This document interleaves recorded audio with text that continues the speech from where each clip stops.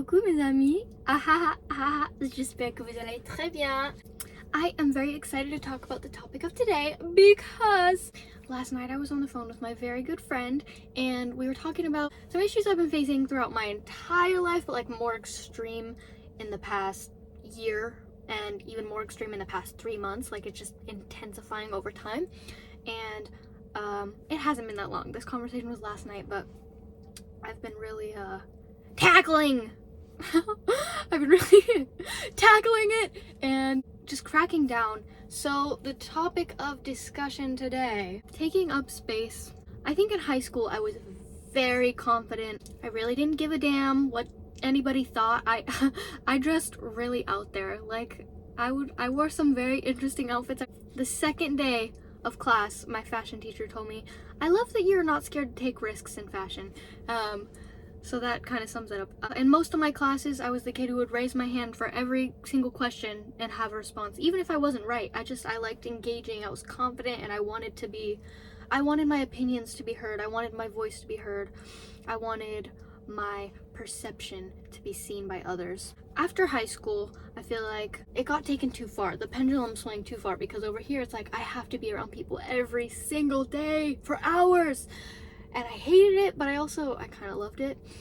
And I swung after graduation to I get to be alone all the time for days, hours, weeks. Like it was up to me. Thank God that I still had a beautiful community of people to spend that time with when I wanted to spend that time with. But I crawled back into my shell unintentionally. I don't know. I thought it was like a little hermit mode, but it lasted so much longer than I intended. I've been told by a couple of people throughout, actually maybe just the past year, I can't read your mind. We can't read your mind. And I find that I kind of became, whoa, wow. I don't know if you could see that. A dove just flew right by. The windshield is right here and it just, it was so beautiful. Hi. Oh. Matcha. Anywho, I find that after that period of time, I've really become a mouse. I've let myself become a mouse, and I let myself think that that's who I am. When I walk into a room, I try to just go unnoticed. Oh, this is very vulnerable. I literally, physically tiptoe around. I realize this, like I hardly ever walk on my feet, on the soles of my feet, and I just try to avoid making any noise and like making my presence known for some reason. Like I've really shrunk myself, and I was hiding, and I let myself just be in my shell way more than ever necessary in this point in my life, because I do understand, looking at the trajectory of my life, when I was a kid, this started as a safety mechanism, as self-preservation, something to protect me, because I've been in circumstances where I had to be silent or I had to go unnoticed to feel safe. And now that that's not my life anymore, I'm learning to shake that, shed that, because that is not something I need anymore in my life. And I can say thank you to the version of me that developed that protective layer to keep me safe as a child. And it served me well then, but it doesn't need to remain anymore. I'm safe. I'm okay. Oh my God. Oh. We're good. Rock and roll, man. Okay, back. Back. Let's get back. Oh, there's a dove. Very beautiful. Oh, it's gonna take a poop. Okay, I'm just having a blast in here and there's camera. Yeah, I can thank that part of myself for protecting me, and I can allow her to take a seat back and relax now because she's not needed at this time. And I think actually now more than ever is an amazing time for me to take up space, to be big, to be loud. When I was younger, I was such a sassy kid, and I was loud, I was obnoxious, I was rowdy, and that's a part of myself that I've really hid. I had a couple of friends throughout life that every once in a while they would pull that part of me out, but honestly for a while now that part of me has been tucked inside, and she misses coming out to play. I can't. She misses coming out and being seen and being loved and not being shoved away. Oh my god. I'm creating this space that is safe for my young, rowdy, excited, loud, vibrant self to exist, to be loud and just be as she is and be appreciated for that, because I know damn well if I acted like her, I would be loved. I'm not worried that I would be put down or judged. I feel very confident that that would be received well, and I honestly think it would have a very positive effect on the people around me. Not only just me, but everyone around me would benefit from me just being me. That's what I want to talk about today. If you relate at all to any of the stuff I just said, one, I'm sorry. But two, you are loved and you have space in your life to be yourself. I don't know your personal circumstances, but carve out a space for your younger self to shine. Your parts of yourself that you pushed away for safety reasons, allow them to be now. Allow them to come back out and play. They miss it. Last night I had this moment where I was in bed pondering upon this. Embracing the dark, literally and spiritually. I turned all the lights out and I was just laying in bed pondering all of this, allowing myself to be comforted by the darkness and also allowing my darkness to be shown and loved. I was giving myself a hug, and I just let my inner child speak through me. I can make the seat go higher, actually. Let's get taller. Living like a mouse has made me feel so uncomfortable compared to just living as me, not caring how anyone perceives it, loud and proud and taking up space, because damn, dude, the universe did carve out this space for me, and I'm here to be myself, to spark things in other people. Oh my god, I'm gonna cry again. But this doesn't only go for me, this goes for everyone. Like, be yourself, because you are you for a purpose. You are you for a reason. There's a reason that you have the experiences that you have. There's a reason that you want to do the things that you want to do, and that is going to inspire things in other people. And if other people are judging you, let them judge you. Don't take that away from people. If somebody is judging you, that is their own journey, because over time they're going to be realizing, oh, I'm judging this, I'm judging this, I'm judging this, and that's gonna, hopefully, with the right people, that's gonna have them look inward on themselves and be like, why do I judge these things? And that's gonna help them find something within themselves to heal.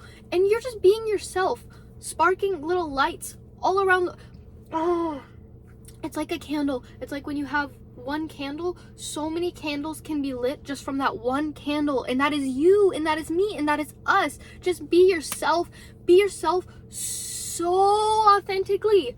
Let yourself, every creative idea you have, try it, at least try it. Take action on your ideas. Give that compliment to that person on the street. It doesn't matter.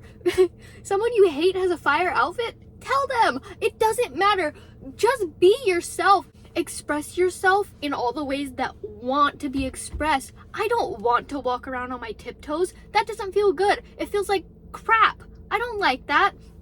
I'm going to walk around because the floor can support me.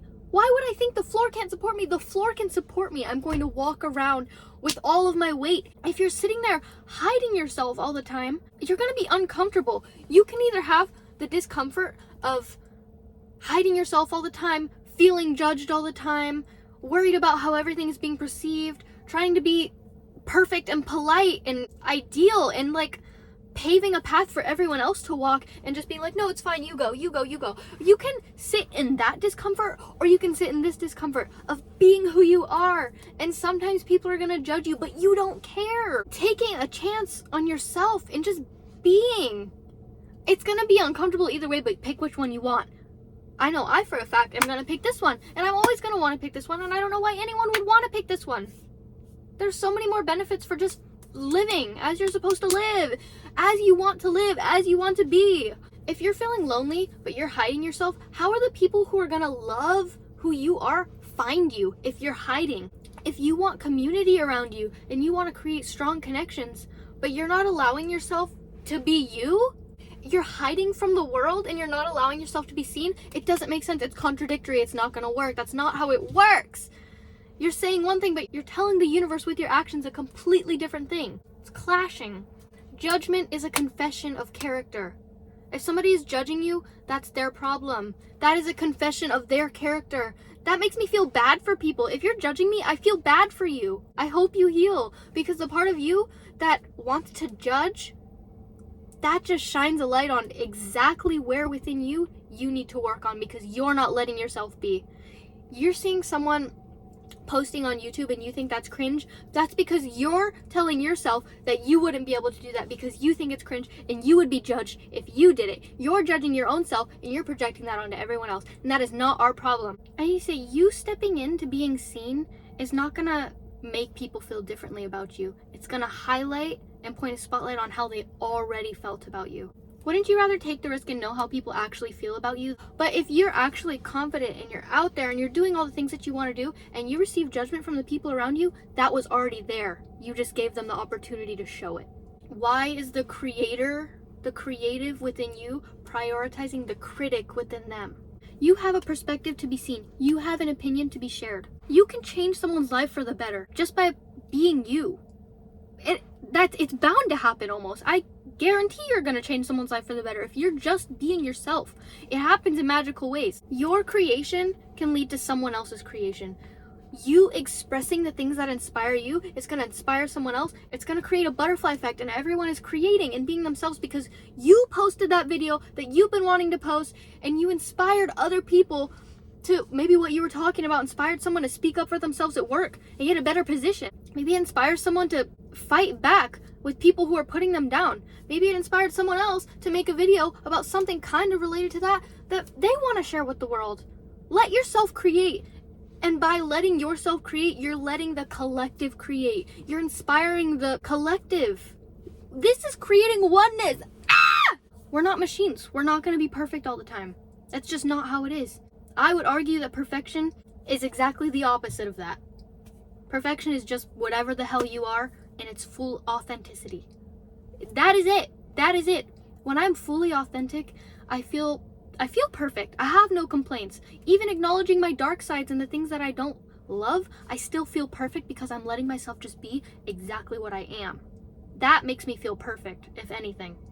When I'm trying to be meticulous and polite and I have all these rules for the way I want to live, I feel far from perfect. And I might on paper be more mechanic, but I feel far from perfect. I feel like a project. I don't want to feel like a project. I don't. I'm a human being. I'm a soul. I'm magnificent as I am. I don't need all this nonsense. Anyway, what a doozy, huh?